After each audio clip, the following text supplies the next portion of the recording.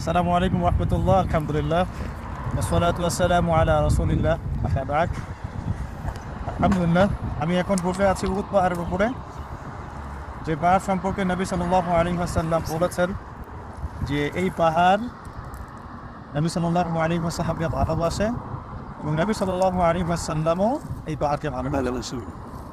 অর্থাৎ নবী সাল্লাল্লাহু আলাইহি ওয়াসাল্লাম এভাবে বলেছিলেন যে এই পাহাড় আমাদেরকে ভালোবাসে, আমরাও এই পাহাড়কে ভালোবাসি।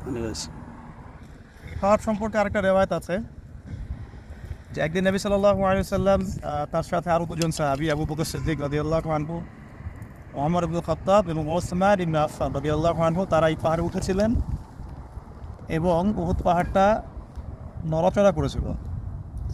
তখন নবী সাল্লাল্লাহু আলাইহি ওয়াসাল্লাম তাকে এভাবে আঘাত করে বলেছিলেন যে তুমি শান্ত হও, কারণ তোমার উপরে দাঁড়িয়ে আছেন একজন নবী, একজন সিদ্দিক এবং দুইজন শহীদ। আর এই উহুদ পাহাড় 1400 বছর ধরে তার সামনে সংঘটিত উহুদ যুদ্ধের ইতিহাস বহন করছে। আল্লাহ রাব্বুল আলামিন আমার সবাইকে নবী সাল্লাল্লাহু আলাইহি ওয়াসাল্লামের সিরাতের সাথে সম্পৃক্ত জায়গাগুলো নিয়ে সরজমিনে সফর করার তৌফিক দান করেন। আমিন ইয়া রাব। এবং সেখান থেকে শিক্ষা নেওয়ার তৌফিক দান করেন। আল্লাহ পাক এই উম্মার মাঝে উহুদের চেতনা আবারও জাগ্রত করেন। আমিন ইয়া রাব। বিসমিল্লাহ ওয়াসসালাতু ওয়াসসালামু আলা রাসূলিল্লাহ। আলহামদুলিল্লাহ, আমরা এখন এমন একটা জায়গায় আছি, এটা হচ্ছে মসজিদে কোবা। মসজিদে কোবা দেখতে পাচ্ছি। তো এখানে চমৎকার রাসূল সাল্লাল্লাহু আলাইহি ওয়াসাল্লামের স্মৃতি আছে, যেটা আমি আজকে আপনাদের সাথে শেয়ার করব। সেটা হচ্ছে যে সামনে যে জায়গাটা আমরা দেখতে পাচ্ছি, জায়গাটা হচ্ছে পেছনের ওই জায়গাগুলো থেকে একটু উঁচু। অর্থাৎ সাহাবা ইকরাম রাদিয়াল্লাহু তাআলা আনহু রাসূল সাল্লাল্লাহু আলাইহি ওয়াসাল্লাম যখন আসতেন, ওনারা দূর থেকে এরকম তাকিয়েছিলেন রাসূলকে দেখার। এখানে রাসূল সাল্লাল্লাহু আলাইহি ওয়াসাল্লামকে প্রথম দেখেছিলেন।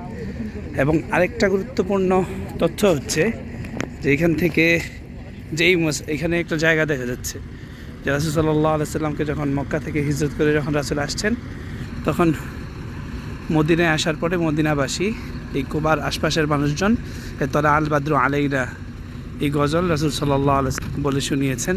অর্থাৎ রাসূলকে স্বাগতম জানিয়ে রাসূলকে গ্রহণ করে নিয়েছেন।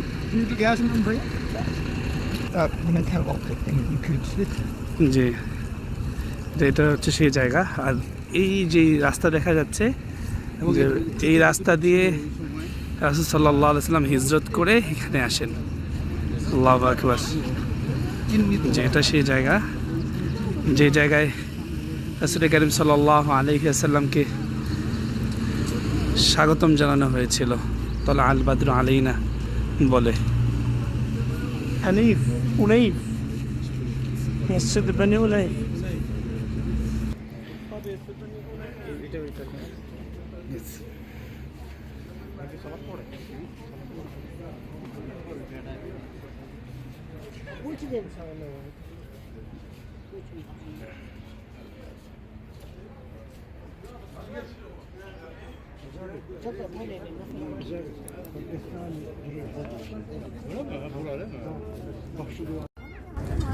আছি উহুদের প্রান্তরে, যেখানে রাসূল কারীম সাল্লাল্লাহু আলাইহি সাল্লামের সাহাবাগণ শহীদ হয়ে শুয়ে আছেন।